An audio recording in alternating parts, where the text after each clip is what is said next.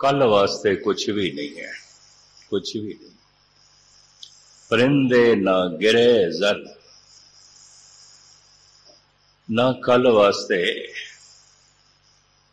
कोई उन्हां कोल संपदा है, ना दाना दुणक है, ना घौंसले दे च है, ना उन्हां दे कोल है। फिर भी गीत गांदे होया शाम नूं घौंसलियां दे पहुंचे ने।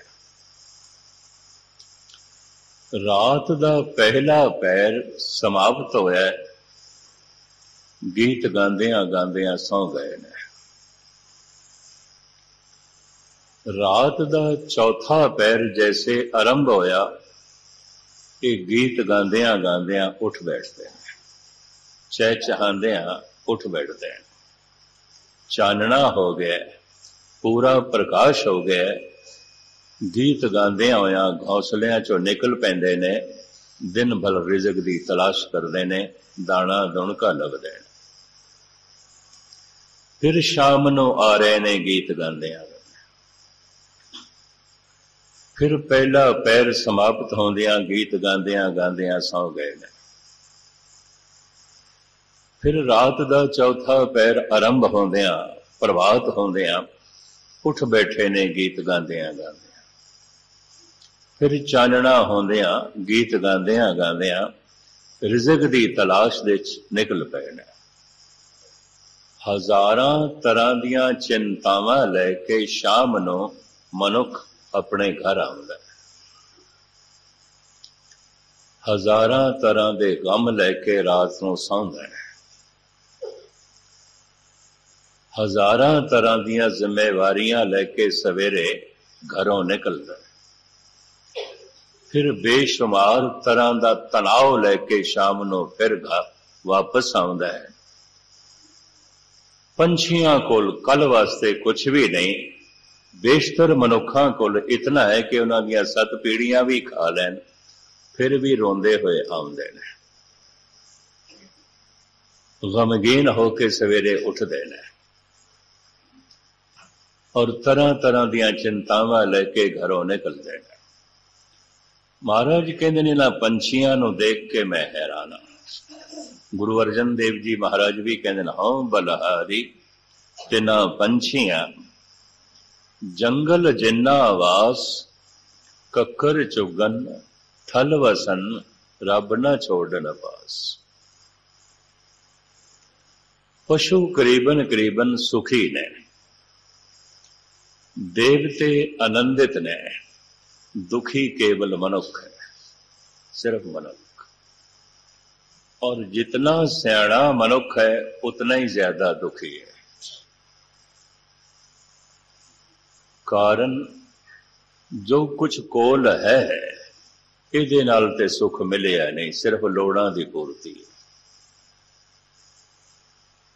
सुख किवें मिलना है इहदा पता भी कोई नहीं, तो दुखी केवल मनुख है। और मैं अर्ज करा जितना सियाणा मनुख होवेगा उतना ही ज्यादा दुखी होवेगा। जितना अचेत ते मूढ़ मनुख होवेगा उतना दुखी घट होवेगा। पशु सुख दे च जी रहे ने, देवते आनंद दे च जी रहे ने, दुख दे च केवल इंसान है, मनुख है। पशु बोर भी नहीं आउंदे, बेचैन भी नहीं आउंदे, पशु पागल भी नहीं आउंदे। हाँ, वो पशु जरूर पागल हो जाते ने जिन्हां विचारियां नूं मनुखां दे नाल रहना पैंदा है ते मनुख उन्हां दी सुतंत्रता दे च बाधा खड़ी कर दिंदा। वो कदी कदी पागल हो जाते ने, वरना पशु पागल भी नहीं होंदे। पशु सुख दे च जी रहे ने, देवते आनंद दे च जी रहे ने, दुखी केवल मनुख है, केवल इंसान है। महाराज ते इत्थे तक कहंदे ने दुख कियां पंडां खुलियां, सुख ना निकसिओ खोए। बड़े ध्यान नाल सरवण करना। हर बंदा दुखां दी पंड है और कुछ भी नहीं। जितने मनुख बैठे होन किधरे भी, बस सब दुखां दियां पंडां। दुख किया पंडा खुलियां सुख नानक सेओ कोय। महाराज कहते हैं एक एक पंड मैं खोल के वेखी है, सिवाए दुखों तो कुछ भी नहीं निकले। दूजे नूं खोलण दा ढंग की है, किवें खोलोगे पंड?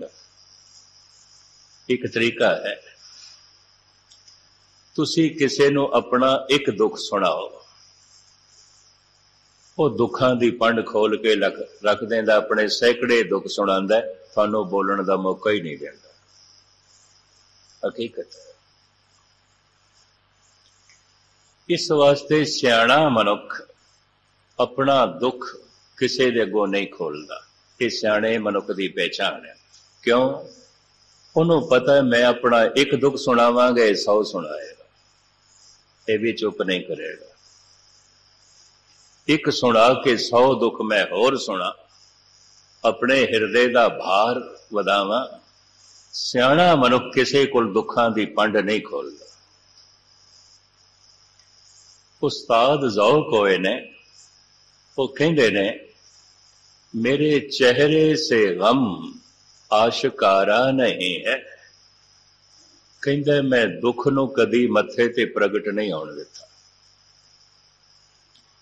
मेरे चेहरे से गम आशकारा नहीं है, पर ये न समझ के ये गम का मारा नहीं है।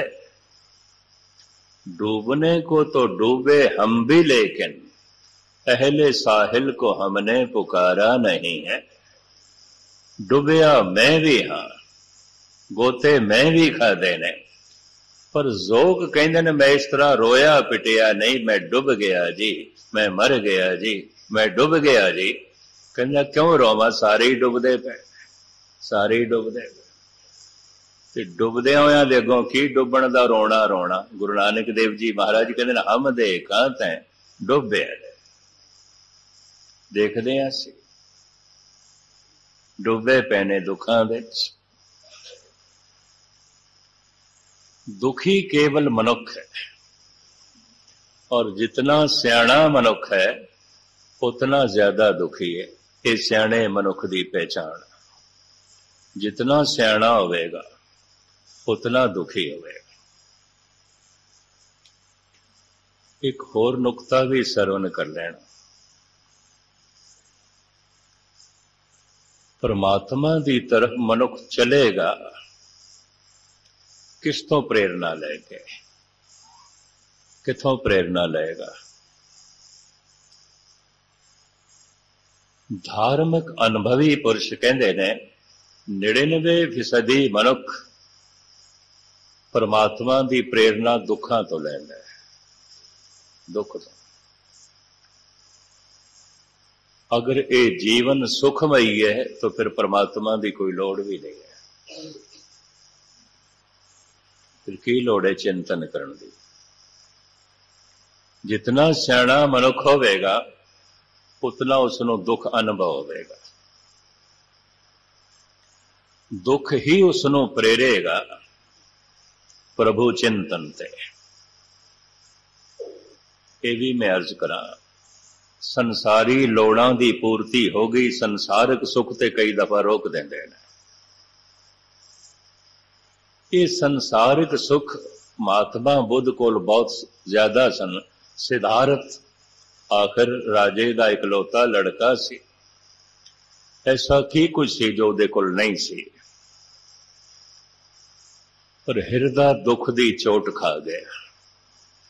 एक दिन एक बीमार नूं देखिया, एक दिन एक बुढ़े नूं देखिया, एक दिन इसने एक लाश देख ली। हिरदा चोट खा गया। उन्होंने भी दिस पिया मैं भी बीमार हो सकता, मैं भी बुढ़ा हो सकता, मैं भी मरना है। दुखों विच सिरमौर दुख मौत।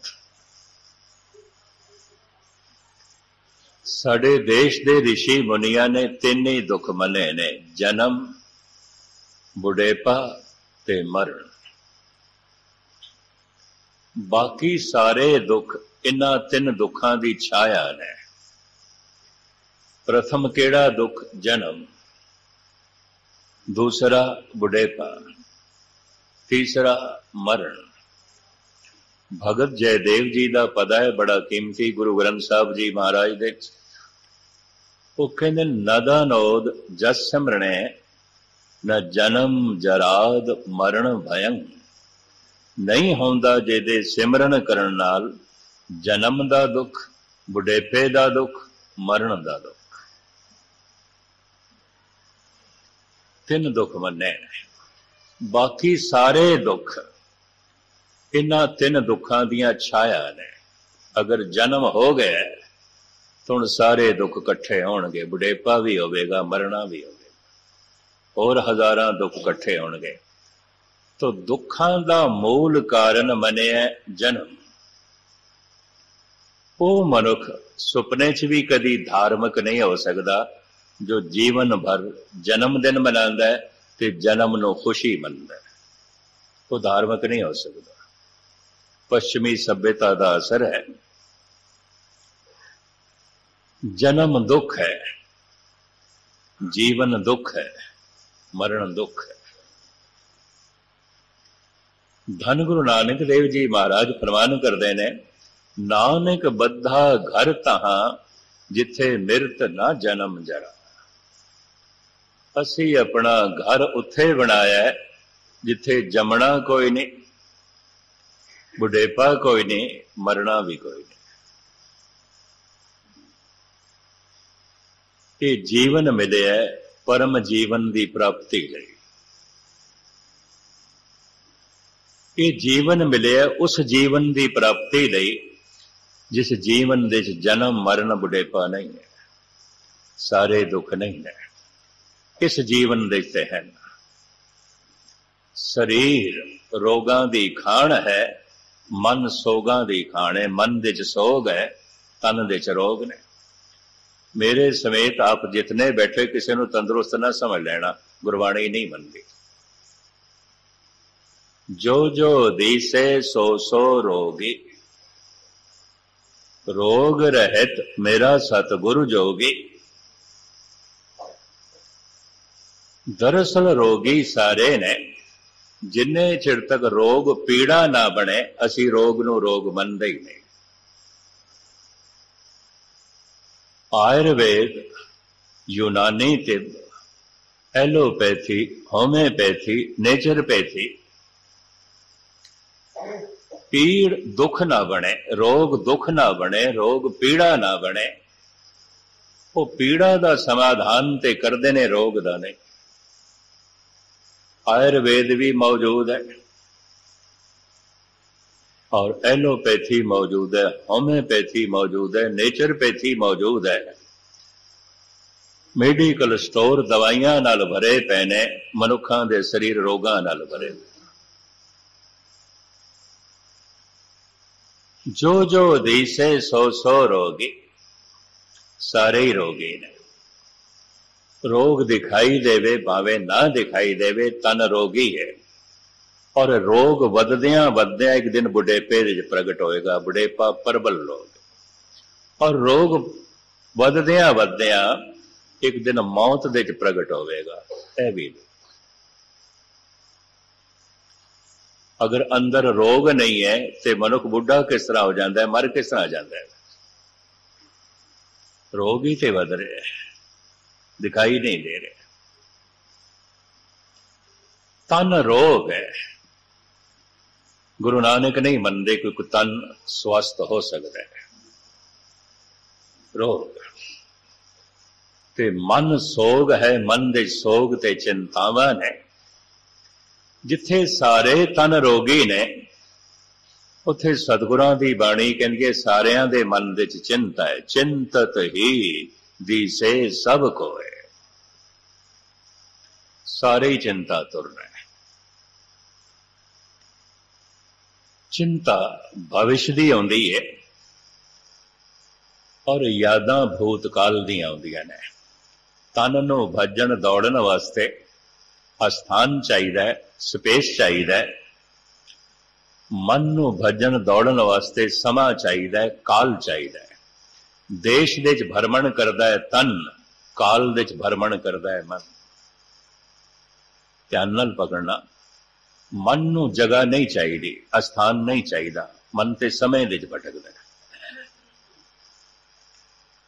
तन अस्थान दे च भटकदा है। तन नूं काम करने वास्ते जगह चाहिए, स्पेस चाहिए, देश चाहिए, स्थान चाहिए।